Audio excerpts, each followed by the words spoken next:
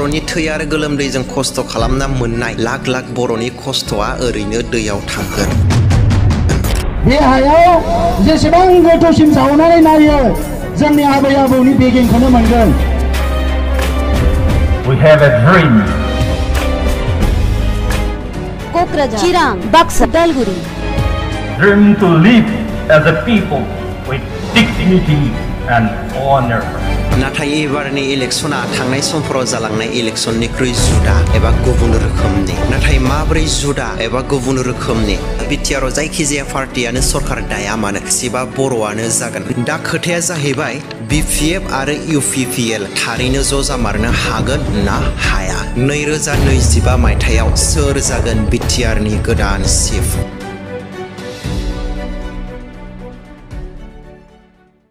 खुलुमबाय लोगोफोर। 2025 मायथाइयाव BTR आव इलेक्शन जानो थांगासिनो दं। बेनि थाखाय बड'लेण्डआव गोबां दावराव। सोरनि दखलाव थांगोन बड'लेण्डआ? 2025 मायथाइयाव सोर जागोन BTR नि गोदान चिफ? बेनि थाखाय गोबां दोलो संगठनफ्रा दानिफ्रायनो साखाफारा जागासिनो दं। रिजनेल पार्टिनिफ्राय लानानै नेशनेल पार्टिफोराबो बे इलेक्शनाव बाहागो लानो थांगासिनो दं।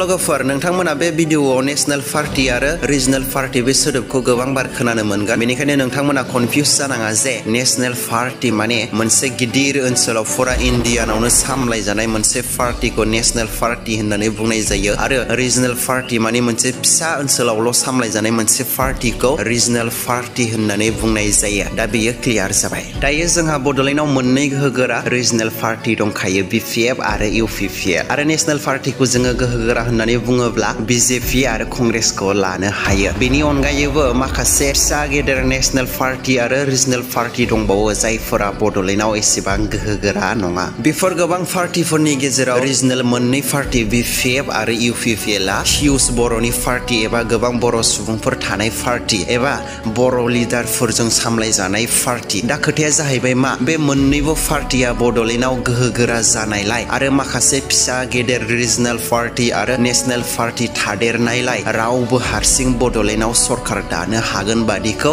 जों नुहुरा। सोरबा मोनसे रिजनेल पार्टीया सरकार दानो थाखाय गुबुन मोनसे पार्टीनि हेफाजाब नांथारगौ जायो। थांनाय समफोरावबो जों बिदिनो एलायन्स खालामनानै सरकार दानायखौ नुबोदों। नाथाय एबारनि इलेक्शना थांनाय समफोराव जालांनाय इलेक्शननिख्रुइ जुदा एबा गुबुन रोखोमनि। नाथाय माब्रै जुदा एबा गुबुन रोखोमनि?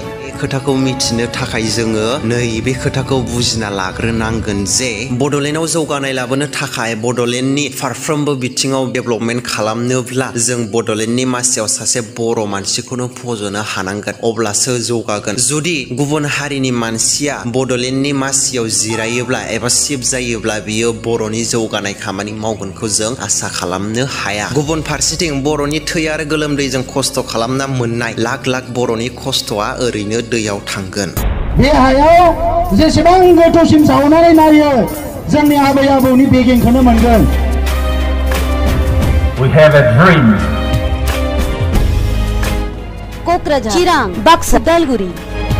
Dream to live as a people with dignity and honor.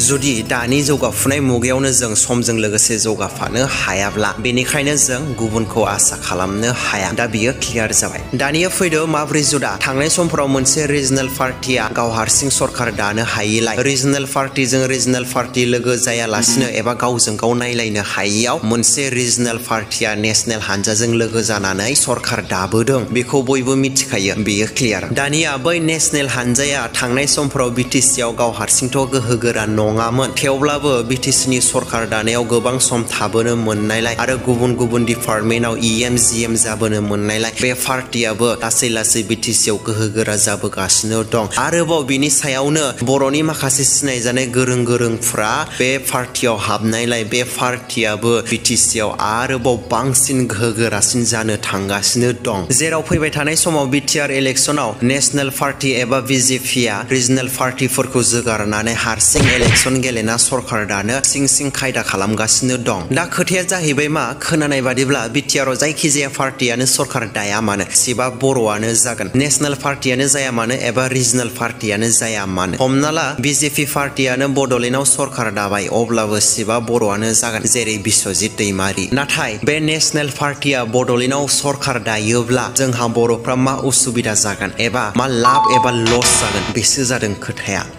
आं बे भिडिअखौ बानायनायनि मेन उद्देश्यखौ मिथिनो थाखाय नोंथांमोना बे सोंनायनि फिननायखौ बुजिग्रोना लानांगोन। जुदि बिजेपि पार्टिया बड'लेण्डआव सरकार दायोब्ला जोंनि गिबिसिन खोथायानो जाहैबाय मा बिजेपिया रिजनेल पार्टिफोर बायदि बांसिन बर' सुबुं थानाय पार्टि नङा आरो बे पार्टिया मोनसे इण्डियानिनो गेदेर पार्टि जायनि रुल आरो रेगुलेसनफ्रा रिजनेल पार्टिफोरनि बादि नङा। बे पार्टिनि मेन दैदेनगिरिफ्रा गुबुन हारिनिसो आरो बे पार्टियाव थानाय फिसा फिसा दैदेनगिरिफ्रा गोजौ निफ्राय फैनाय अर्डार बायदिसो खामानि मावनांगौ जायो। नाथाय इण्डियाखौबोथ' बिजेपिनि प्राइम मिनिस्टार आरो स्टेट लेभेल आसामावबोथ' बिजेपियानो सरकार सालायगासिनो दं। बड'लेण्डआव बिजेपिया सरकार दानायाव मानि हेंथा? बुंनो थाङोब्ला मोजांसो जानांगौ नङा होमबा? नाथाय नोंथाङा जेरै सानदों बिदि नङा। बिटिसिया गुबुन गुबुन स्टेटफोर बायदि माखासे पावार एन्ड फांसनफोर दं जेराव बिटिसिया गावनो गोहो बानायनानै गावनि एरियानि जौगानायनि थाखाय गोबां खामानिफोरखौ मावनो हायो। जुदि बिजेपिया बिटिआरआव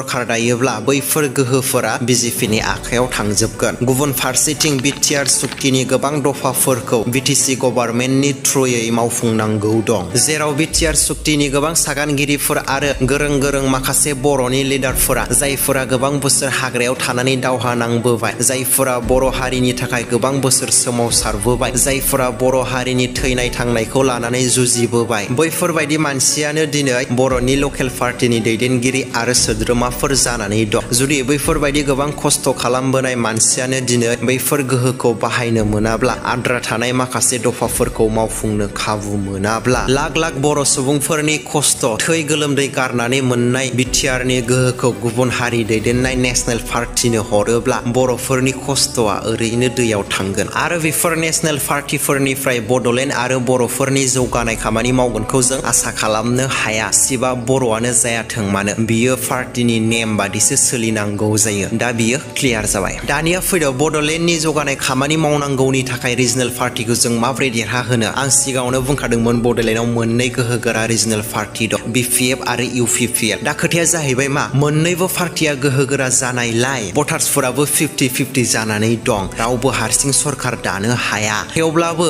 मोननैबो पार्टिनि गेजेराव हारसिं सरकार दानो नाजालायनाया सोलिगासिनो दं। गुबुन फारसे नेशनेल पार्टि बिजेपियाबो हारसिं सरकार दानो सिं प्लेन बानायगासिनो दं। दा बेबादि थासारियाव रिजनेल पार्टिया बोरै देरहागोन? बेफोर माखासे गोबां थासारिखौ नोजोर होनानै बर'नि माहारियारि आफादफोरा दिनै बे मोननैबो हान्जाखौ ज' जानो खावलायदों। गुबुन फारसेथिं बर' रायजो राजाफ्रा BPF आरो UPPL खौ ज' जानो गोबां बोसोर समनिफ्रायनो हास्थायबोदों। दा खोथाया जाहैबाय मा बे मोननैबो पार्टिया थारैनो ज' जामारनो हागोन ना हाया? थांनाय समफोराव बे मोननैबो पार्टिया गोबां नेरलायबोबाय, जावलायबोबाय, मोनसेया गुबुन मोनसेनि हेंथा बाथ्रा बुंबोबाय। खिन्थु बे ज' जानाय बाथ्राया दिनैनिल' बाथ्रा नङा। जों जारिमिनाव हाबना नायोब्ला एसेबाबो बुजि मोनो। बर'नि गेजेराव खौसेथिनि बाथ्राया गोबां सम सिगांनिफ्रायनो सोलिबोदों, नाथाय दिनैसिमबो बर'आ खौसेथि नङा। स' लोगोफोर, बर'नि जारिमिननि सोमोन्दै गियान एसे एनै मिथिनो लुगैदोंब्ला नोंथाङा गाहायाव कमेन्ट खालाम। आं बर'नि जारिमिननि सायाव भिडिअ बानायनो नाजागोन। दा खोथाया जाहैबाय BPF आरो UPPL थारैनो ज' जामारनो हागोन ना हाया? 2025 मायथाइयाव सोर जागोन बिटिआरनि गोदान चिफ? नोंथाङा नोंथांनि साननायखौ कमेन्टआव फोरमायहर। स' लोगोफोर, दिनैनि थाखाय बेखिनियानो। नोंथाङा भिडिअखौ मोजां मोनोबा लाइक खालामदो आरो जेसेबां हायो एसेबां शेयार खालामनानै होदो, जाहाथे बे बाथ्राखौ बयबो मोनथियो आरो चेनेलखौ साबस्क्राइब बानायनानै अल सेलेक्ट खालामनानै लाबानो जाबाय। नेक्स्ट भिडिअआव बेनिख्रुइ साबसिन मोनसे टपिकआव लोगो मोनगोन। जै बर' हारिनि।